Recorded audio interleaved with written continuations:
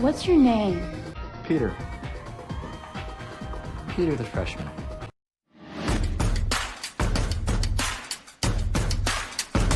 Com a célebre frase I'm Peter the freshman, eu sou Peter, o calouro, esse impostor, cujo nome verdadeiro é Sean Bateman, é interpretado por James Van Der Beek, que nos brinda com sua entrada no filme As Regras da Atração, The Rules of Attraction, de 2002.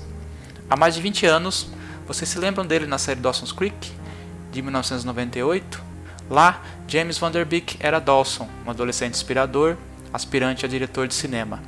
Aqui, na pele de Sean Bateman, ele é um emotional vampire, um vampiro que vive das emoções alheias e um traficante com tendências suicidas. Na Camden College, ele conhece Lauren, interpretada por Shannon Sossamon, uma jovem universitária que passava por uma separação complicada. No curso de suas vidas, eles se chocam com a história de Paul, interpretado por Ian Somerhalder, de Vampire Diaries. Aí está feito o triângulo amoroso. Paul gosta de Sean, que gosta de Lauren, que gosta do ex-namorado Victor, que não está nem aí para ela. O filme é baseado no livro homônimo de Bret Easton Ellis, de 1987. Esse escritor também ficaria famoso pelo seu romance de 1991, Psicopata Americano, cuja adaptação fílmica rendeu a interpretação mais inesquecível de Christian Bale no ano de 2000. O mais interessante é que As Regras da Atração compartilha o mesmo universo das duas obras de Bret Easton Ellis, pois Sean Bateman, o suposto calouro vampiro de emoções, é o irmão mais novo de Patrick Bateman, o psicopata americano. Diferentemente de uma aventura clichê universitária da sessão da tarde, The Rules of Attraction é usado tanto na montagem, seu plano de expressão, quanto na temática abordada, seu plano de conteúdo. A fotografia e a montagem combinadas nos brindam com planos, sequência e narrativas paralelas, além de o enredo começar em media res, ou seja, próximo ao final. Mas, antes, explica os motivos de cada personagem se atrair ou não pelos outros, como se fosse o recheio do filme, para fazer assim a ligação com o final.